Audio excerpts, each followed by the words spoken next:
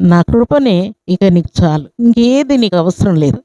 నా కృప అంత ఉత్తమమైనదని దేవుడు భక్తుడైనటువంటి పౌలు దుఃఖంతో, బాధతో, వేదనతో ఆయన ప్రక్కల్లో ఉన్న ముళ్ళును గుర్చి దేవునితో పలుమారలు ప్రార్థించి వేడుకున్నప్పుడు దేవుడు నా కృప నీకు చాలు అంటూ ఉన్నాడు.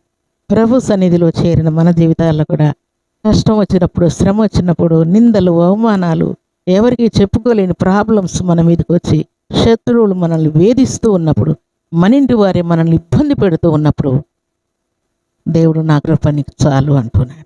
దేవునికి స్తోత్రములు కలుగును గాక.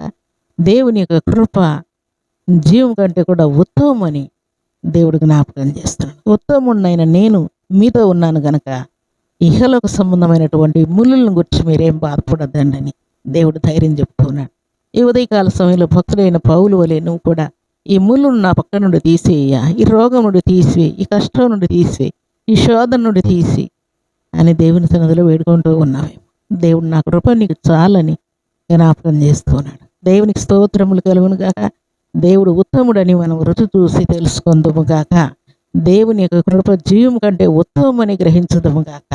దేవుని యొక్క కృప ఉత్తమమైనది గనక ఉత్తమమైనటువంటి కార్యాలు, శ్రేష్టమైన కార్యాలు, ఘనమైన కార్యాలు, గంభీరమైన కార్యాలు మన జీవితాల్లో దేవుడు చేయను గాక.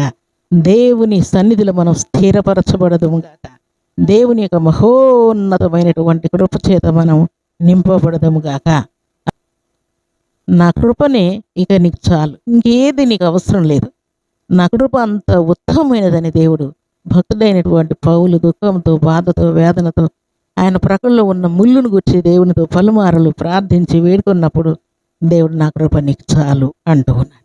ప్రభు సన్నిధిలో చేరిన మన జీవితాల్లో కూడా కష్టం వచ్చినప్పుడు, శ్రమ వచ్చినప్పుడు, నిందలు, అవమానాలు, ఎవరికి చెప్పుకోలేని ప్రాబ్లమ్స్ మన మీదకి వచ్చి శత్రువులు మనల్ని వేధిస్తూ ఉన్నప్పుడు, మన ఇంటి వారే మనల్ని ఇబ్బంది పెడుతూ ఉన్నప్పుడు